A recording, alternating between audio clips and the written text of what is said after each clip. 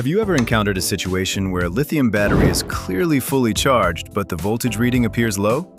This is actually a very typical yet easily misunderstood phenomenon. We usually instinctively think a fully charged battery's voltage should stay at its peak. But for lithium batteries, that's not the case. Right after charging, the voltage is temporarily in a high state. Once charging stops or it enters a resting state, the voltage naturally settles back into a more stable range. This process is completely normal.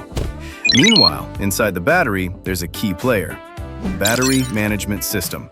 When overcharge protection is triggered, the BMS actively cuts off the charging path by controlling the MOSFETs. You can think of the MOSFET as an electronic switch. There is an inherent silicon feature called a Body Diode. It acts with a one-way conductivity characteristic which causes some voltage loss, resulting in about 0.5 to 0.7 volts voltage drop we see. But here's the question: why does your multimeter read around 12.87 volts while LiTime app still shows above 13.33 volts? This is because they're not measuring the voltage at the same location. The multimeter reads the voltage at the battery pack's output, and when BMS protection is triggered, what you see is the voltage after the drop. The APP reads the internal cell data. One is external, another one is internal.